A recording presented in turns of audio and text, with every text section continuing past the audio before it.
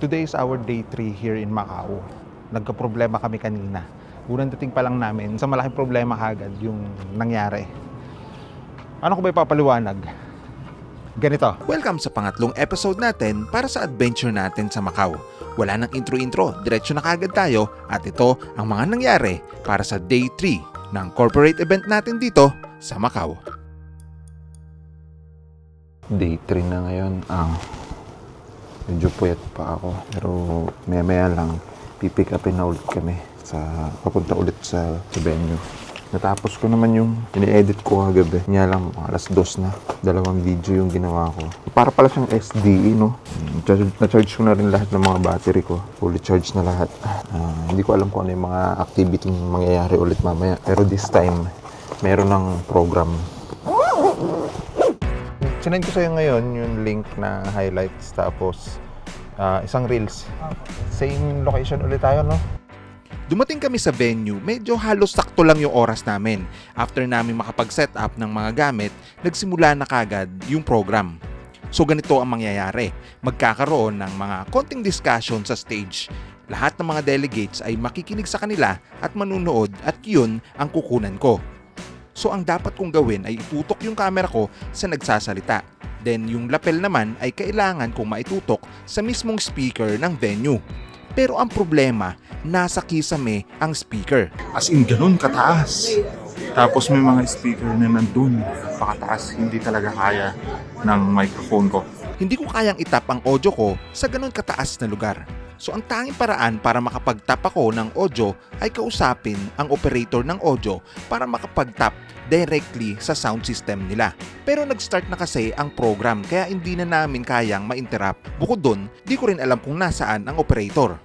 That's why ang instinct ko is the show must go on. Itatap ko na lang yung audio ko once na matapos yung unang set. Magkakaroon kasi ng coffee break after this. At yun na ang chance ko. Kinunan ko pa rin yung program kahit na ambient sound lang. And nung mapansin ko na marami na akong nakuha, hindi ko na binuo yung full discussion since alam ko naman na highlights lang ang i-edit ko at hindi naman full. Kaya ginamit ko na yung time na to para makakuha ng maraming candidates, mga shots ng mga taong nanonood at sinamahan ko na rin ng mga ilang gimbal shots kasi alam ko mawawala na ako ng pagkakataon mamaya na makakuha nito kapag naayos na ang audio. Yes, fail ako sa audio for the first set pero naging opportunity rin to para makakuha ko ng maraming candidates na pwede kong gamitin as B-roll sa mga susunod na set. Mabilis lang yung first set, nag-coffee break na sila at yun na yung chance ko para ayusin yung audio. So, ito ikakabit dito. Kaso pag nakakabit na siya dito, hindi na siya masasara. That's why pahihiramin ako ng isang XLR cable. So guys, napaka-importante talaga nito. Ayaw ko ng pangit yung audio. Hindi talaga ako pumapayag. So that's why gumagawa talaga ako ng paraan para maging malinaw ang audio ng mga video ko. Kasi story is king. Alam naman natin yon. Importante yung may sinasabi. Importante yung may kwento. Kaya hindi tayo papayag na hindi natin matatap yung audio natin dun sa microphone mismo. At ayun, mabilis ko lang nagawa, perfect na yung audio for the next set. Habang coffee break, pinlay na dito sa monitor yung video kahapon na inedit ko kagabi. Agad naman nagpatuloy yung program at this time, perfect na yung audio. Nakatutok na yung camera ko sa buong discussion. And yung mga B-roll na nakuha ko kanina, yun yung gagamitin ko para dito sa kinukunan ko ngayon. Kakain muna ako. Nagpasub ako. So yung wife ko ngayon ang nag-shoot. Kasi madali lang naman yun. Madali lang shoot. So far, going good naman. Okay na yung audio. Gutom lang talaga ako. Wala pa akong almusal. Ito talaga ang anong oras na? 11:30 na eh. Ito yung room na provided sa amin para ilagay yung mga gamit. Iniyaya ko nga si Rowel kumain. Ay, nagsushoot pa. Sabi ko ako na lang muna kasi gutom talaga ako. Tahimik dito. Walang ibang tao. At pagkatapos kong kumain, bumalik na kagad ako. Tatanggalin ko na yung microphone ko doon kasi gusto ko malinaw yung boses nila. Check 1, 2. Pasisigawin ko sila ng welcome to Fibs Global Conference 2020. Ngayon, inilagay ko yung lapel dun sa unahang upuan para mas pakinig yung boses nila. Kita ko dito. 16, kumusta?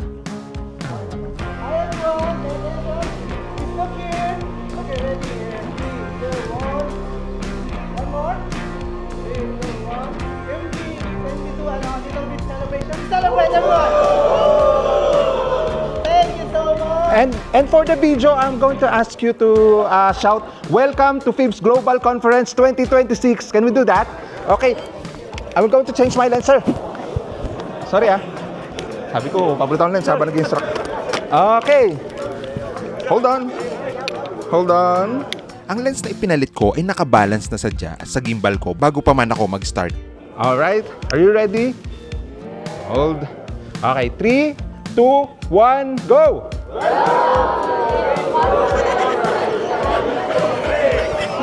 Okay.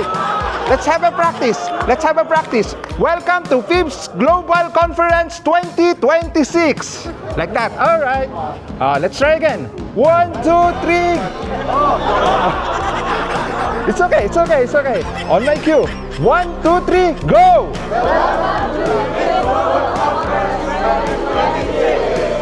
Nice. And I just want you to wave your hands like saying hi, hello. 1, 2, 3, and go! Continue. And that's all. Thank you. Muntik na sila magkasabay-sabay. Okay lang, nandun yung mic. Thank you so much. Thank you, everyone. Usually, ginagawa ko yung mga ganitong shots na pang-ending sa mga video ko. Alam ko na medyo matatagalan kung ipipilit ko na masabi nila ng sabay-sabay yung gusto kong ipasabi. Kaya pinakaway ko sila para mas madali. Ganon din naman kasi yon. Ngayon na natapos na yung program, nandito silang lahat sa labas para mag-photo op, and I'm thinking na makadadagdag din to sa B-roll ko. Ikukuha ako ng mga candidates dito. Ready? 1, 2, 3, and go! And after that, nag-lunch na kami. And since lunch break naman at may time kami, pumasyal muna kami around the building. 12:43, babalik kami ng 1:20 doon para sa second half ng shoot. Ngayon, mamasyal muna kami. Tignan namin kung anong mga meron na makikita namin. Ito nga pala ang Studio City. Ito yung place ng shoot namin. Ang lamig dito sa labas. Tingnan mo naman yung background ko. Grabe Ganda Wala, natuwa lang ako sa camera ko ngayon. Gamit ko palang camera ngayon na pang BTS is itong Osmo Pocket 3. Binili ko talaga siya para dito. The day before kami pumunta dito sa Macau, binili ko na itong camera na to. Kasi gusto ko, pagka dinocument ko yung mga mangyayari ngayon, is kasama na yung pagsasalita ko. Nahihirapan kasi ako minsan pagka idadub ko yung mga eksena ng mga behind the scene ko. Nag-iisip pa ako kung ano sasabihin ko, ano ba yung ginawa ko nung araw na yun. And sometimes nalilimutan ko. And then this time, live ko na siyang makukunan. Kung ano yung laman ng BTS, pwede na ako magsalita kagaya ngayon. Naka-microphone ako. I'm using DJI Mic 2. So, malinaw naman yung boses ko, no? Kita ko rin dito sa screen kasi yung sound waves, kung okay naman yung audio. Okay, since bago tong camera natin, check natin kung okay ba siyang gamitin. So, ito, kita nyo na yung quality. Ito yung quality. Gawa tayo ng isang shot establishing. Ngayon, gawin natin yung movement ng gimbal na ginagawa ko kapag nasa shoot. So, atras ako. Tingnan nyo yan, Okay. So, gaglide natin. So, glide na yung naging katawagan sa paggamit ng gimbal. So, lalapit ako ng ganito, tapos ititingala ko yung camera ko kapag ganito. Yan. Then, boom. Di ba ang ganda? Ito, taas. Nakatingala na yung camera ko. Tapos, atras ako ng ganito. Pabalik na kami ngayon sa room. Kasi, ang sunod na mangyayari, parang may conference meeting sila. Kukunan lang siguro namin candidates. Balik kami sa trabaho, so ang nagaganap is meeting. Maraming nakalatag na table, nag-uusap sila, at yun ang kukunan namin. Wala nang program na kagaya kanina. Anyway, hindi ko lang pinag-uusapan nila. Basta kukunan ko lang. Eksenang nag-uusap sila. Yun lang. Mamaya makikisali na ako dun. Tuturuan ko sila kung paano mag-shoot. something na hindi sila interesado. Nagmerienda kami kanina. Siomay. Hindi ko alam kung nakailan ako pero medyo nakarami at ako ng siomay. Yun, egg tart. Yan, nagmerienda lang kami kanina. Tapos konting kape. Since medyo napaikutan ko na yan, nakunan ko na lang medyo madami-dami na rin. Medyo redundant na pagpaulit-ulit. And then, since ako naman mag-edit nito, alam ko na sapat na yung tips na meron ako para mabuo ko yung mga requirements ko. Tambay mode muna kami dito sa sulok. Kine-check yung mga gagawin namin bukas ulit. Bukas mas maraming mangyayari, mas maraming gagawin. After nun, nagligpit na kami ng gamit at dumiretso sa sunod na venue. Una natin gagawin, mag-establishing tayo dito. Habang wala pa yung mga delegates. Delegates ba yung tawag sa kanila? Okay. Lagi ako naka-wide pag-establishing ng glide. Lamig talaga dito sa labas. So, layo muna tayo ng konti. Tignan natin yung pangalang Rax Hotel. Mas okay kung lalayo pa ako. Nakita ko yung dalawang puno na to eh. Gusto kong mag-glide sa pagitan ng dalawang puno na yun. Okay, magkoconnect ulit tayo sa internet ng Rax Hotel. Ayan, cut. Okay na ako doon sa mga establishing na yun. Pwede na tayo bumalik. Wala kaming wifi dito. Nagko-connect lang kami ng wifi sa bawat location na pinupuntahan namin. And then, halos lahat naman ng mga location dito sa mga hotels puro may mga free wifi. Pinalitan ko ng Kelvin yung shots ko. Naka 3,000 Kelvin ako. Medyo madilaw pa rin sa 3,000 Kelvin. Ang baba na nun. Dapat mag-blue na to. Usapang technicalities muna tayo. Para sa mga hindi nakakaalam, ang Kelvin is ginagamit ko kapag hindi ko gusto yung ibinibigay ng auto-white balance ng camera ko. Kung madilaw ang ambient sa paligid, medyo ibababa ko yung Kelvin ko para maging bluish ng konti yung shots at mabalance ang kulay. Mahabang explanation pero siguro gawan ko na lang ng content soon. Doon ko explain ang lahat kung kailan ba dapat naka-auto-white balance at kailan dapat gamitin ang Kelvin. So ayun na nga, dumating na yung mga delegates and agad kong kinunan yung pagdating nila. You can say hi to the camera. Hello. Hello. Welcome. Say hello to the camera. Say hi to the camera. Hello. Say hi. Again, wala ulit program na magaganap. Just a simple dinner with bands playing sa unahan, then nag-dinner na rin kami and for me, this is the best dinner namin dito so far. So tara, kain tayo. So kakain na kami for dinner. Finally. Finally ba?